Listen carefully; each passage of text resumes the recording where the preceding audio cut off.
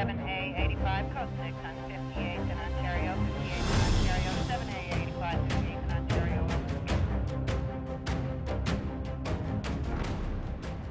A June 15, 2023, Fraser Institute article reported that Canadian Prime Minister Justin Trudeau sent the following tweet.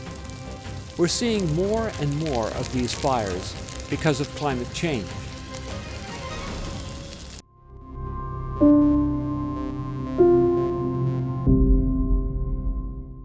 As sincere as people may be, there is in fact no data available that supports the assertion of a linear annual increase in either the number of wildfires or the area of yearly burn. In addition, hard data attest to the fact that forest fire frequency and the area of burn are independent from the volume of fossil fuel utilization. For example, of the nations in the world, Canada has the third largest forested area, after Russia and Brazil. 347 million hectares of the country is woodland. This forest provides a habitat to countless species, as well as being a huge resource for building materials and paper products much needed by the world. If well managed, these fully renewable resources can last indefinitely. It is thus a serious matter when people have the impression that great areas of forest are seemingly being destroyed by fire.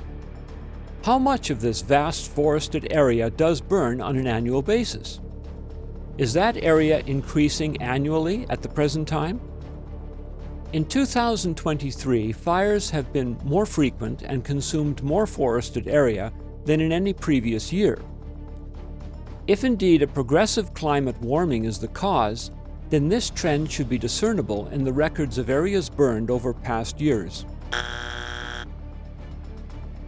Fortunately, the Canadian Interagency Forest Fire Centre does keep records of acreage consumed by forest fires on an annual basis. By July 2, 2023, the centre documented that so far in 2023, about 8.3 million hectares of forest have been burned.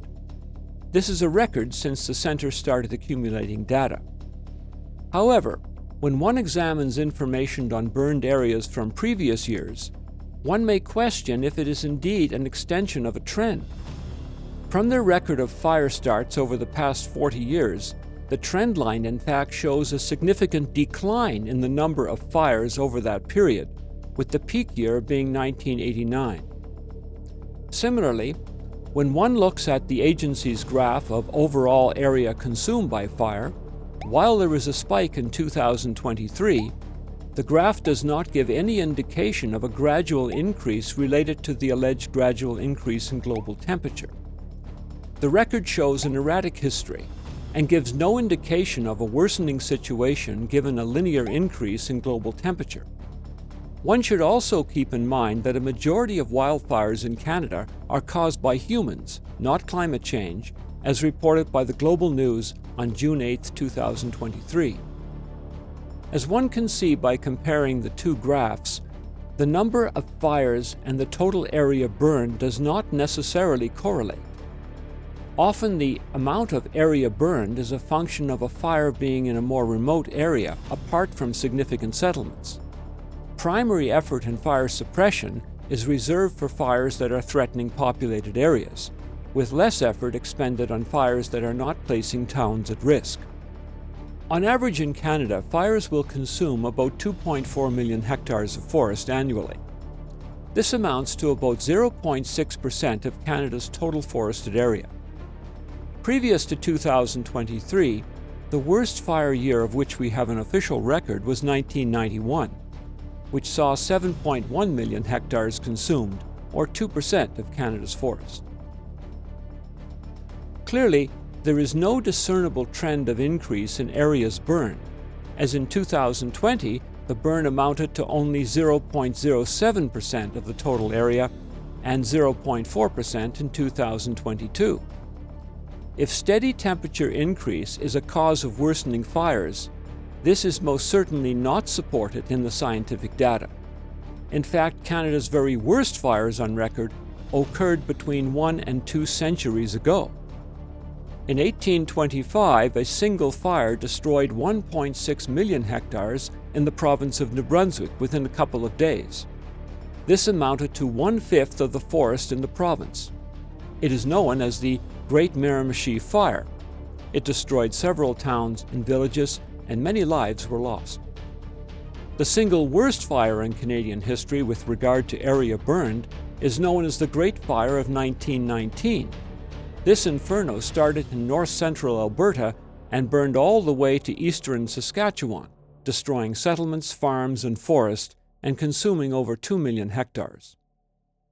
Forest fires, especially those that occur in the northern or boreal forest, are in fact essential for forest survival.